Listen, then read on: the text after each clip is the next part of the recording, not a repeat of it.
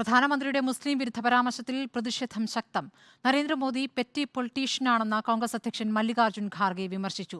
തെരഞ്ഞെടുപ്പ് കമ്മീഷൻ ഭരണഘടനയോട് കൂറു പുലർത്തുന്നില്ല എന്ന് CPM സംസ്ഥാന സെക്രട്ടറി MV ഗോവിന്ദൻ കുറ്റപ്പെടുത്തി. അതേസമയം പ്രധാനമന്ത്രിക്കെതിരായ പരാതി പരിശോധിക്കുകയാണെന്നാണ് തെരഞ്ഞെടുപ്പ് കമ്മീഷന്റെ അറിയിപ്പ്. പ്രധാനമന്ത്രി തുടർച്ചയായി നടത്തുന്ന മുസ്ലിം വിരുദ്ധ പരാമർശങ്ങളിൽ വിമർശനം കടുപ്പിക്കുകയാണ് ഇന്ത്യ സഖ്യം.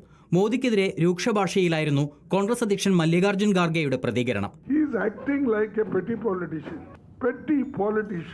He is telling that the Congress wants take the money from you people, practically he said Hindus, and that they will give to the people who have got more children, Muslims.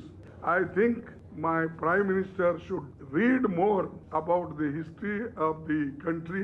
Modi ji afraid of this invisible voters who will come out in the election. പ്രധാനമന്ത്രിക്കെതിരായ പരാതിയിൽ തെരഞ്ഞെടുപ്പ് commission പക്ഷപാതമെന്ന് Congress പ്രവർത്തക സമിതി അംഗം ശശി തരൂർ കുറ്റപ്പെടുത്തി. തെരഞ്ഞെടുപ്പ് commission ഭരണഘടനയോട് കൂറു പുലർത്തുന്നില്ല എന്ന് CPIM സംസ്ഥാന secretary MV ഗോവിന്ദനും പറഞ്ഞു. ഈ ഇലക്ഷൻ കമ്മീഷൻ നരേന്ദ്രമോദിയും നരേന്ദ്രമോദിയുടെ അസിസ്റ്റന്റ് മന്ത്രിയും ചേർന്ന് തീരുമാനിച്ച ആളുകളാണ്. അവർക്ക് എങ്ങനെയാണ് ഭരണഘടനയോട് കൂറുപുലർത്തലാവുക? രണ്ടാം സ്ഥാനത്ത് വരികയോ ചെയ്യാത്ത തലത്തിൽ BJP പിന്നോട്ട് തള്ളപ്പെടും. അതാണ് ഈ തെരഞ്ഞെടുപ്പ് കാണിക്കാൻ പോകുന്ന ഒരു കാര്യം. വിവാദത്തിൽ കാര്യമില്ല എന്നും വിവാദം ഉണ്ടാക്കുന്നവർ സൂഫി സമ്മേളനത്തിലെ പ്രസംഗം കൂടി കേൾക്കണമെന്നും V മുരളീധരൻ റിപ്പോർട്ടറിനോട്.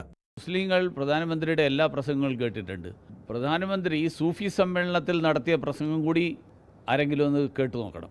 അപ്പോൾ അതുകൊണ്ട് അത് കേട്ട് കഴിഞ്ഞാൽ പ്രധാനമന്ത്രി ഏതൊക്കെ സന്ദർഭങ്ങളിൽ എന്തൊക്കെ കാര്യങ്ങൾ പറഞ്ഞു എന്നുള്ളത് കൃത്യമായിട്ട് അറിയുന്ന ആളുകളാണ് മുസ്ലിം സമുദായം.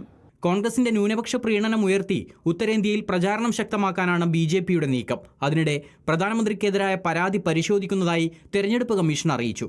നേരത്തെ വിഷയത്തിൽ പ്രതികരിക്കാൻ തെരഞ്ഞെടുപ്പ് കമ്മീഷൻ തയ്യാറായിരുന്നില്ല. റിപ്പോർട്ടർ, തിരുവനന്തപുരം.